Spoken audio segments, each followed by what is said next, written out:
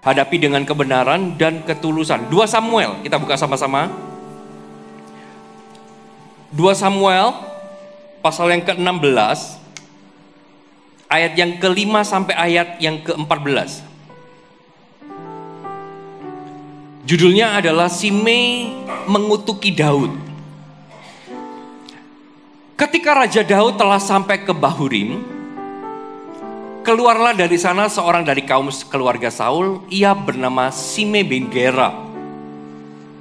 Sambil mendekati raja, ia terus-menerus mengutuk Daud dan semua pegawai Raja Daud dilemparinya dengan batu, walaupun segenap tentara dan semua pahlawan berjalan di kiri kanannya. Dan beginilah perkataan Simei pada waktu ia mengutuk, enyahlah, enyahlah, engkau penumpah darah orang Dursila. Tuhan telah membalas kepadamu segala darah keluarga Saul yang engkau gantikan menjadi raja. Tuhan telah menyerahkan kedudukan raja kepada anakmu Absalom. Sesungguhnya engkau sekarang dirundung malang karena engkau seorang penumpah darah. Lalu berkatalah Abisai anak Seruya kepada raja, mengapa anjing mati ini mengutuki tuanku raja? Izinkanlah aku menyeberang dan memenggal kepalanya. Tetapi kata raja, apakah urusanku dengan kamu, hai anak-anak Seruya? Biarlah ia mengutuk. Sebab apabila Tuhan berfirman kepadanya, kutukilah Daud, siapa yang akan bertanya mengapa engkau berbuat demikian?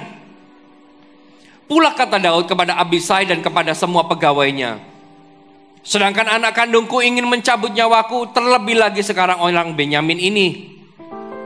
Biarlah dia dan biarlah dia mengutuk, sebab Tuhan yang telah berfirman kepadanya demikian. Mungkin Tuhan akan memperhatikan kesengsaraanku ini dan Tuhan membalas yang baik kepadaku sebagai ganti kutuk orang itu pada hari ini. Demikianlah Daud melanjutkan perjalanannya dengan orang-orangnya, sedang Simei berjalan terus di lereng gunung bertentangan dengan dia, dan sambil berjalan ia mengutuk, melemparinya dengan batu dan menimbulkan debu. Dengan lelah sampailah raja dan seluruh rakyat yang ada bersama-sama dengan dia ke Yordan, lalu mereka beristirahat di sana. Katakan amin. Sekali lagi katakan amin. Tahukah Bapak Ibu Saudara bahwa kisah ini menggambarkan penghinaan yang dialami oleh Daud. Penghinaan yang dialami oleh Daud ketika ia lari dari kejaran anaknya sendiri Absalom yang mengkudeta kedudukannya. Saat Daud melarikan diri dari Absalom, ia berjumpa dengan seorang yang bernama Simei, dan Simei ini terus-menerus mengutuki, menghina Daud, melemparinya dengan batu. Di dalam persoalan yang dihadapi Daud, ternyata ada orang-orang yang menghina dia. Sudah jatuh tertimpa tangga pula.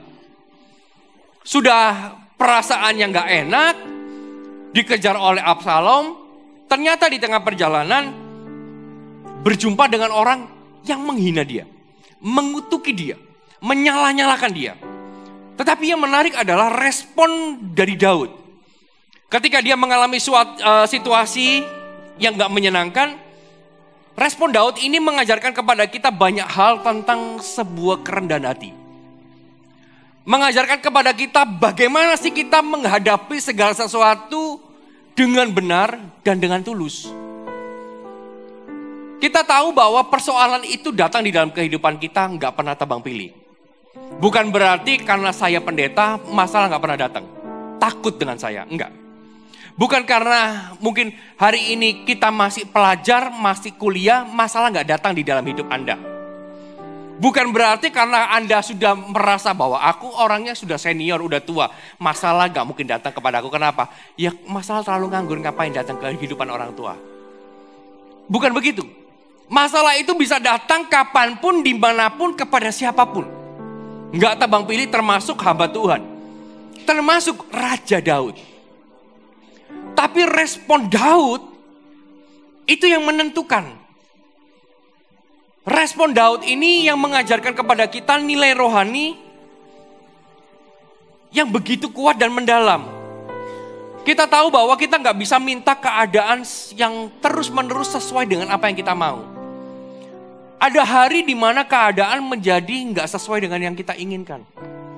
Sama seperti Daud. Siapa sih yang mau ketemu dengan Shimei? Orang yang mengutuki, orang yang menghina. Siapa yang mau? Gak ada yang mau. But someday, kita akan berjumpa dengan orang-orang seperti itu. Kita gak salah, tapi disalah-salahkan. Kita gak salah, tapi dihina-hina. Kita akan dihadapkan dengan orang-orang seperti itu. Tapi ketika hal itu nanti terjadi dalam kehidupan kita, respon kita itu yang menentukan. Keadaan di mana yang kita alami akan menjadi batu loncatan atau justru menjadi kuburan ministry dan panggilan kita. Dari Daud ini kita bisa belajar. Coba kita lihat ayat yang kelima. Ketika Raja Daud telah sampai ke Bahurim, keluarlah dari sana seorang dari kaum keluarga Saul. Ia bernama Shimei bin Gera. Sambil mendekati raja, ia terus-menerus mengutuk. Nama Shimei di dalam bahasa Ibrani dituliskan Shimi, berasal dari akar kata Ibrani, yaitu Shama, yang artinya mendengar atau didengar. Arti kata Shimei itu mendengar atau didengar. Nama ini bisa diartikan bahwa Tuhan itu mendengar. Tuhan itu tahu. Segala sesuatu yang kita kerjakan, Tuhan itu melihat. Segala sesuatu yang terjadi di dalam hidup kita, Tuhan itu tahu ternyata. Itu arti kata Shimei. Tahukah bahwa Tuhan itu mendengar dan Tuhan itu tahu perbuatan dan hati kita. Manusia mungkin bisa gak tahu apa yang ada di dalam hati kita. Tapi kita harus ingat bahwa Tuhan itu tahu ternyata. Gak ada hal yang bisa menyembunyikan apapun yang kita lakukan di hadapan Tuhan. Bahkan respon hati kita, Tuhan tahu. Manusia bisa kita tipu. Tapi enggak dengan Allah. Gak ada satupun manusia yang bisa menipu Allah. Apa yang ada di dalam hati kita, Tuhan itu sangat tahu. Tuhan itu ternyata mendengar perbuatan kita. Perbuatan kita berbicara kepada Tuhan. Dan arti nama ini memberikan kepada kita makna rohani bahwa Tuhan itu selalu mengetahui segala hal. Termasuk doa kita, keluhan kita, bahkan kesalahan kita, hati kita, semua Tuhan tahu. Di dalam konteks Shimei bin Gera, nama ini bisa dianggap sebagai alat atau sarana untuk membentuk kita. Sebuah alat yang dipakai untuk Tuhan itu mengetahui apa sih kedalaman hati kita. Membuat Tuhan itu supaya tahu ketika kita ada di dalam kondisi seperti ini, apa sih yang akan kita lakukan. Arti namanya begitu. Tadi pagi saya sampaikan sebuah nilai bahwa sebagai pemimpin, jika orang yang kita dipimpin Tuhan promosikan jauh lebih baik. Jangan kita salah hati. Sama seperti Saul. Dia gak enak hati ketika dengar wanita berkata, Saul membunuh berlibu-ribu, tapi Daud berlaksa-laksa. Ketika anak rohaninya mulai diangkat, dia gak terima. Kita gak boleh jadi pemimpin yang seperti itu. Tapi firman Tuhan ini juga sama. Jika kita yang di atas angin, orang yang di bawah lagi di atas angin, kita pun yang di bawah gak boleh sombong. Apalagi ketika Tuhan mulai promosikan kita, kita mulai habisi pemimpin kita yang takut akan Tuhan. Firman Tuhan di dalam Amsal berkata begini, hati raja seperti batang air di dalam tangan Tuhan. Dialirkan kemana ia ingini. Kalau Tuhan bisa mengangkat hidupmu, Tuhan juga bisa menjatuhkan hidupmu. Kita perlu ingat itu. Kalau Tuhan bisa mengangkat saya sampai di sini, Tuhan juga bisa menjatuhkan saya. Ketika hati kita gak benar. Kalau Tuhan bisa mempromosikan hidupmu sampai hari ini, tapi kalau engkau gak jaga hati, gak hidup benar, hidup kita seperti batang air di tangan Tuhan. Dia bisa pindahkan kemana, bisa dialirkan kemana. Ayat 6 dikatakan begini, Daud dan semua pegawai Raja Daud dilemparinya dengan batu. Dan ini yang menarik. Walaupun segenap tentara dan semua pahlawan berjalan di kanan kirinya. Orang yang kuat bukan terlihat dari pembalasan yang bisa ia lakukan. Tetapi orang yang kuat dilihat dari respon kerendahan hati di tengah-tengah kemampuan untuk membalas. Simei ini mengutuki Daud bukan ketika Daud ini sendirian, tapi di kanan kirinya ada banyak tentara dan pahlawan-pahlawan yang luar biasa. Kalau saya boleh bilang, Simei ini bonek. Satu orang nekat pula. Dia ini mungkin die hard. 1, 2, 3, 4, die hard. Artinya angel matei. Die hard itu susah mati. Sampai dibuat 4 sequel, 4 atau 5 gitu ya. Die hard, gak mati-mati. Ya mungkin Simei itu kayak gitu. Mungkin dia merasa aku angel mati. Makanya kutuki Daud. Tapi respon Daud lihat. Sekalipun ia punya kemampuan, punya kuasa untuk membalas. Tapi dia gak membalas. Daud itu adalah raja yang kuat. Tapi dalam kondisi ini dia menunjukkan kerendahan hati. Ketika dia menghadapi Simei. Dihina, dia bisa balas, dia gak balas. Dia bisa melakukan sesuatu, menunjukkan amarah. Tapi dia gak tunjukkan sikap itu. Tapi justru dia menunjukkan kerendahan hati. Dia gak lakukan apa-apa. Meski dihina, Daud gak balas. Pertanyaannya hari ini. Ketika kita menjadi Daud, kita gak salah. Terus ada orang datang menghina kita, mengutuki kita, merendahkan kita. Dan yang luar biasanya, kita diberikan kemampuan sebetulnya untuk membalas. Punya otoritas untuk membalas. Bapak Ibu bisa balas gak? Yang bilang balas, angkat tangannya. Yang bilang gak balas, angkat tangannya. Anda ini balas apa enggak? Anda enggak salah Bapak Ibu. Tiba-tiba ada orang menghina, nyalah-nyalakan Anda. Sama seperti Daud. Daud ini enggak salah. Jabatan raja itu Tuhan yang berikan. Daud itu enggak pernah mengkudeta, enggak pernah mengambil paksa, enggak pernah merebut. Tapi Simei bilang, kamu itu ambil paksa dari Saul. Disalah-salahkan, dikutuki. Dan dia punya kemampuan untuk, ayo kamu menyeberang ke sana. Habisi saja. Daud punya. Nah kalau kita, ada orang yang nyerang kita, ngutuki kita. Kita punya power, punya money. Punya backingan. Mungkin keluarganya jenderal. Sepupunya Kapolri. Adiknya Pak Jokowi. Apalagi? Anda balas gak? Yang bilang balas angkat tangannya. Yang bilang gak balas angkat tangannya. Bapak Ibu, Anda jawab yang mana? Bingung ya? Tapi itulah yang terjadi. Karena banyak orang ketika dia punya kemampuan untuk membalas, pasti balas. Aku gak salah kok, pasti balas. Tapi Daud enggak. Ketika dia dihina, ketika Daud dihina,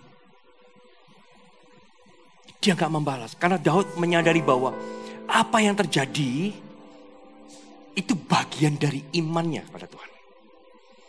Simei itu mewakili orang-orang atau situasi yang datang untuk menguji iman.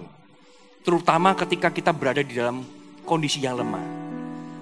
Terkadang Tuhan itu izinkan kita mengalami penghinaan dengan kemampuan untuk membalas. Sebagai ujian, Tuhan itu mau melihat apa yang kau lakukan dan apa yang mau engkau ambil, langkah apa yang mau engkau ambil. Ternyata Tuhan itu melihat, itulah arti Simei. Mendengar atau didengar. Segala sesuatu yang terjadi dalam hidupmu, jangan berprasangka buruk. Tapi pedelah bahwa Tuhan itu mau membentuk kita. Tuhan itu mau mengajarkan kepada kita. Terkadang Tuhan memang izinkan. Supaya apa? Supaya Tuhan itu melihat respon kita. Apakah kita ini tetap berpegang kepada Tuhan di dalam situasi sulit? Apakah kita ini tetap menghadapi dengan kebenaran dan ketulusan? Atau kita menghadapi segala sesuatu dengan keinginan daging, membalas. Mudah? Nggak mudah. Makanya saya tanya, tadi nggak ada yang bisa jawab. Karena nggak mudah. Tapi ini nilai rohani. Ayat 7 dikatakan begini. Beginilah perkataan Simei pada waktu ia mengutuk, enyahlah engkau penumpah darah, orang Dursila. Tuhan telah membalas kepadamu segala darah keluarga Saul, padahal dia nggak pernah bunuh keluarga Saul. Yang engkau gantikan menjadi raja, Daud nggak pernah rebut jabatan raja. Tuhan telah menyerahkan kedudukan raja kepada anakmu Absalom. Sesungguhnya engkau sekarang dirudung malang karena engkau seorang penumpah darah. Lalu berkatalah Abisai, ini perhatikan. Berkatalah Abisai anak Seruya kepada raja, mengapa anjing mati ini mengutuki Tuanku? Ini Abisai yang lihat, ini walaupun die hard ya. Tapi ini bagiku tak penggal aja mati. Kenapa anjing mati ini mengutuki Tuanku raja? Izinkan aku menyeberang dan memenggal kepalanya.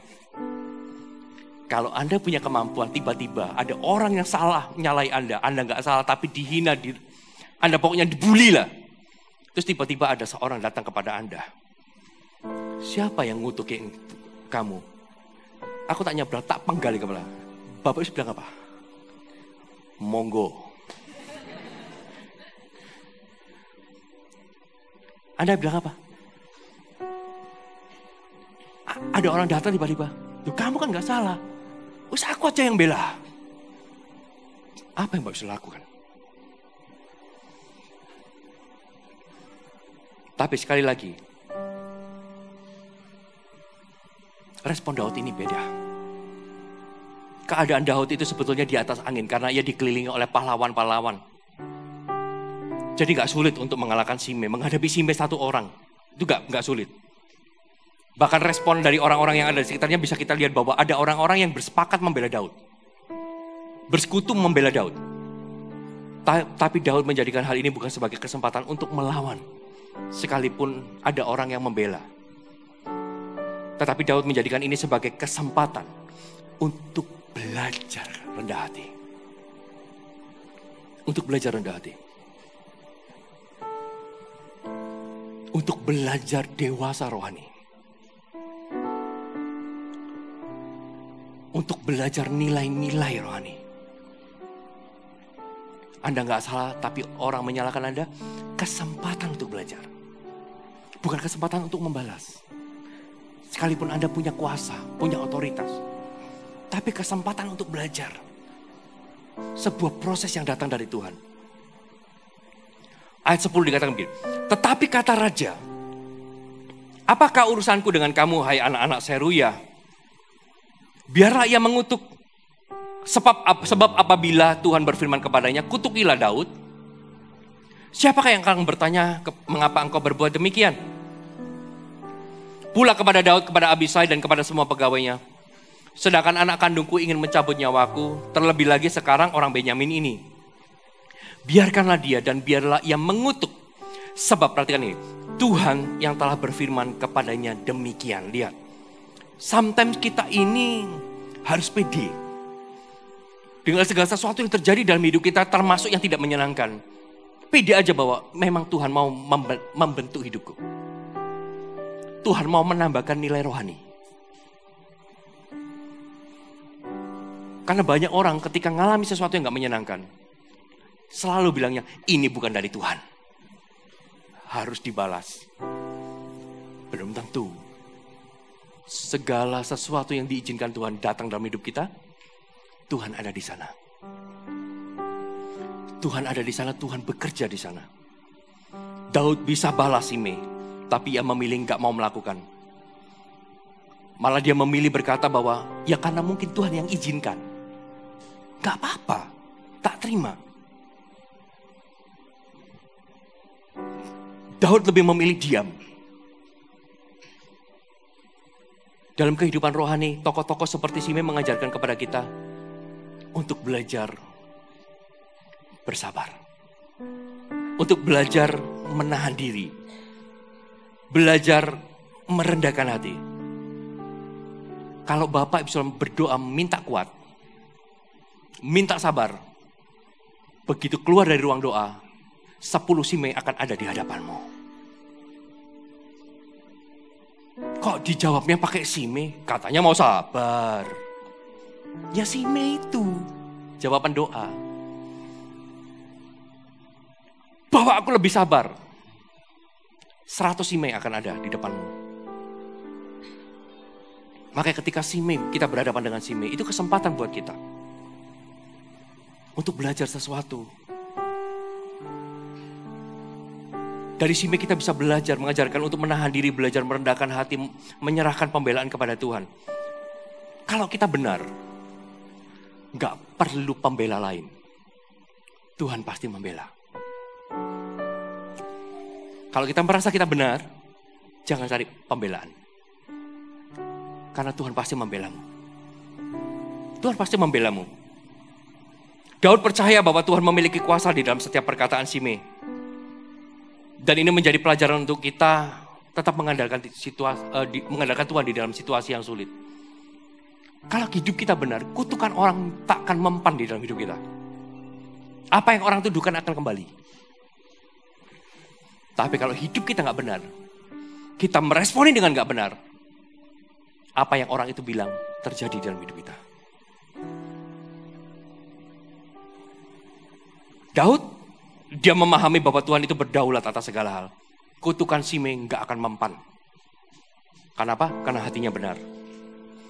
Daud berkata kepada Abisai jika dia mengutuk dan Tuhan menyuruh dia mengutuk Daud. Siapa yang berhak berkata, mengapa engkau berbuat demikian? Kalau kita benar, jangan takut dengan hinaan orang. Hinaan orang itu nggak ada efeknya buat kita. Nggak akan berdampak apa-apa dalam hidup kita. Daud percaya bahwa Tuhan itu yang mengizinkan Shimei menghinanya. Ia mengakui kedaulatan Tuhan di dalam segala situasi. Dia tahu bahwa melalui Shimei Tuhan pasti mau mengajarkan sesuatu.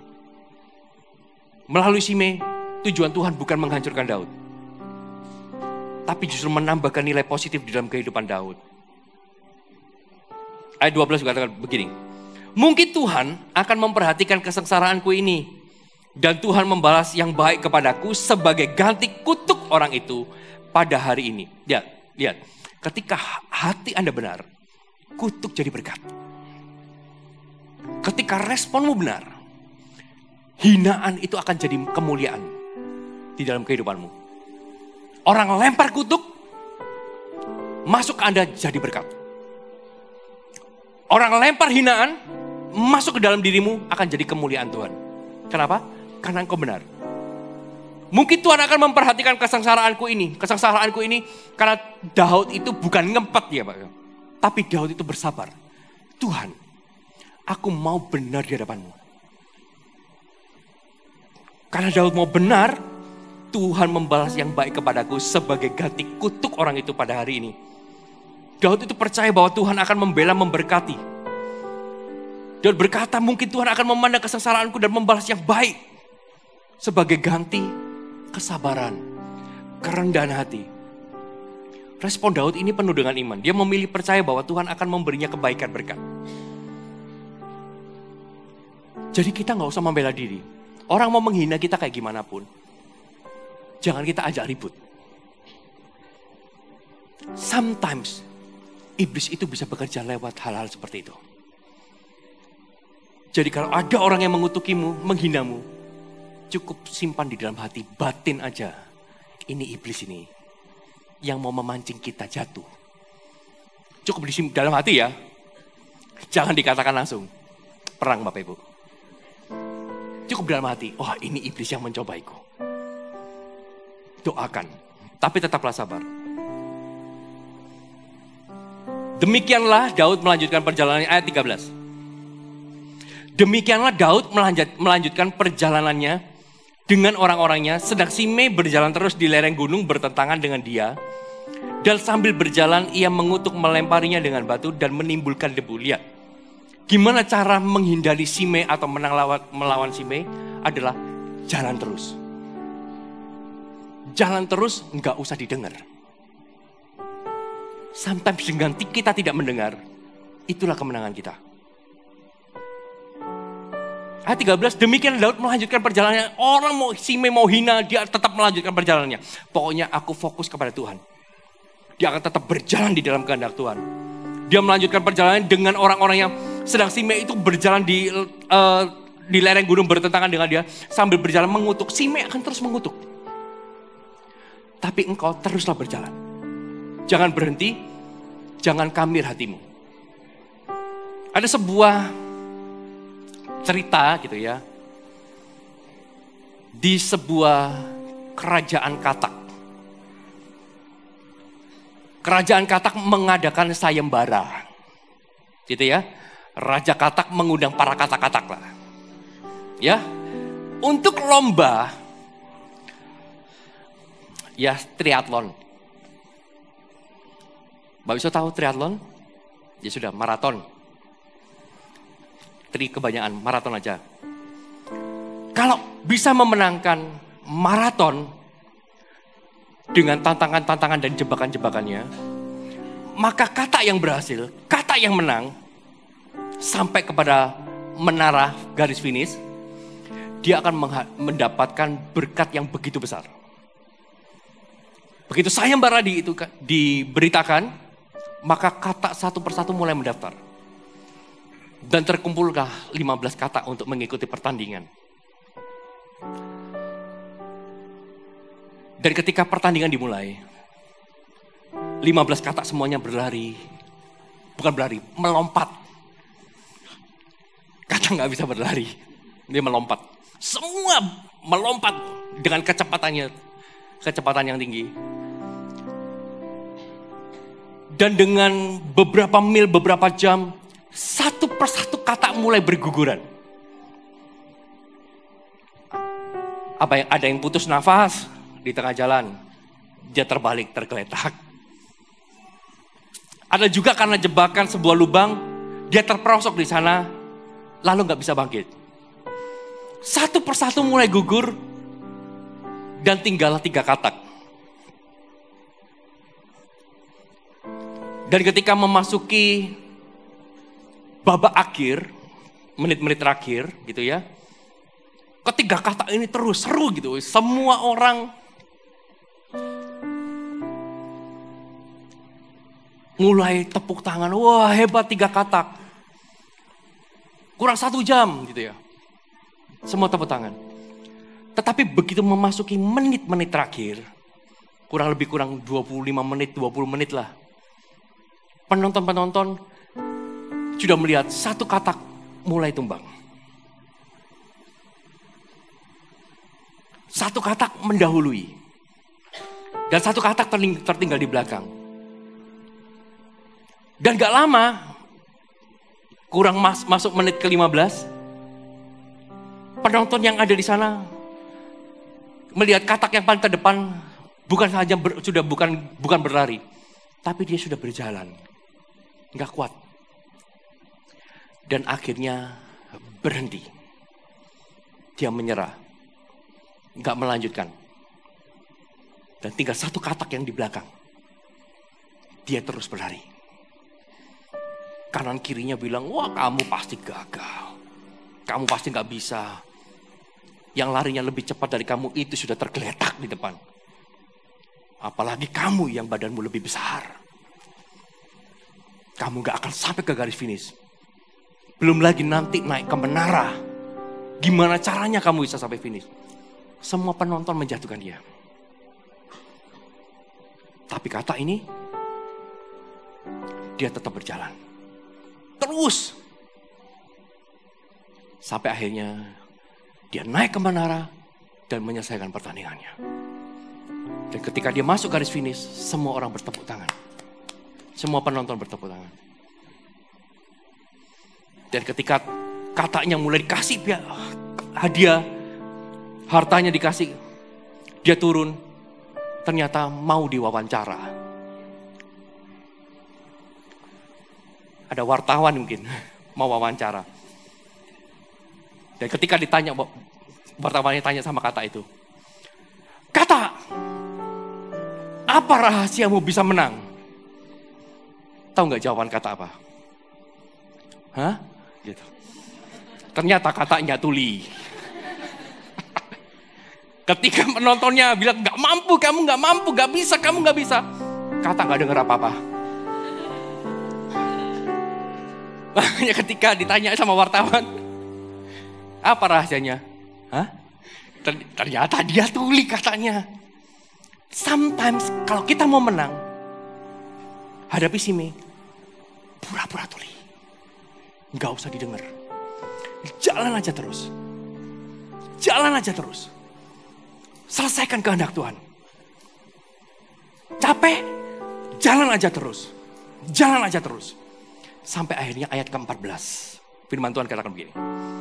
Dengan lelah, sampailah raja dan seluruh rakyat yang ada bersama-sama dengan dia ke Yordan. Lalu mereka beristirahat di sana. Ada masa kita akan menyelesaikannya. Ada masa kita berhenti, tapi bukan untuk kalah, tapi untuk beristirahat. Kita sudah lega, aku sudah menang. Kalau Daud waktu itu nanggepin perkataan Simei, dia nggak jalan terus. Dia nggak bisa sampai ke Yordan. Dia nggak bisa beristirahat di sana. Kata beristirahat itu bukan kelelahan. Kata beristirahat itu menikmati berkat. Kalau Daud itu selalu peduli dengan perkataan Simei, dia nggak jalan terus, fokus aja. Mau apapun yang dilempar, dia fokus aja jalan terus. Selama benar, jalan aja terus. Sekalipun dia dengan lelah, pasti sampailah dia di garis akhir. Dan dia menikmati berkat-berkat Tuhan. Begitu juga di dalam hidup kita. Kalau kita mau menang lawan Simei, tinggal ngomong sama sebelahnya. Hah? Gitu. Pura-pura gak denger. Halo, amin. Ada masa di mana kita akan finish. Selesai. Simei gak akan selamanya ada di dalam hidup kita. Lewati aja. Lewati. Dan ketika kita melewati, disitulah Tuhan melihat bahwa, well done my servant. Engkau setia dalam perkara kecil, kepadamu kuberikan perkara yang lebih besar. Amin. 4 poin buat Anda. Bagaimana kita menghadapi dengan kebenaran dan ketulusan.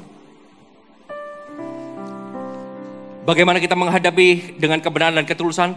Yang pertama adalah miliki kerendahan hati di tengah-tengah penghinaan sekalipun mampu membalas. Miliki kerendahan hati di tengah-tengah penghinaan sekalipun Anda mampu untuk membalas. Tetap miliki kerendahan hati aja. Lalu yang kedua, sadari bahwa Tuhan ada dan Ia melihat dan tahu isi hati dan perbuatan kita. Apapun yang kau lakukan, Tuhan tahu. Bahwa Tuhan itu ada di dalam hidupmu, di dalam segala musim. Dan Ia melihat dan tahu isi hati dan perbuatan kita. Gak ada satupun yang tersembunyi di hadapan Tuhan. Itu yang membuat kita itu akan selalu menghadapi segala sesuatu dengan benar dan dengan tulus. Dan yang ketiga, kalau kita benar, percaya bahwa Tuhan akan membela dan memberkatimu. Percaya aja. Nggak usah cari pembelaan manusia. Kalau hidupmu benar, hatimu benar, Tuhan pasti bela dan Tuhan pasti memberkati hidupmu. Dan yang keempat, yang terakhir. Sekalipun berat, miliki keteguhan hati dan keberanian untuk tetap melanjutkan perjalanan dan menyelesaikan. Gimana caranya menyelesaikan? Pura-pura tuli. Jadi kalau Anda menghadapi Simei, ingat cerita saya, si Kata. Yang diwawancara, cuma bilang, hah? Gitu ya. Jadi kalau ada Simei yang terus menghina Anda, mengutuki Anda, tinggal lihat kepada Simei dan bilang, hah? Anda akan keluar sebagai pemenang. Amin. Baik, sudah diberkati Tuhan. Yang diberkati berikan kemuliaan buat Allah kita. Mari saya undang semua bisa bangkit berdiri.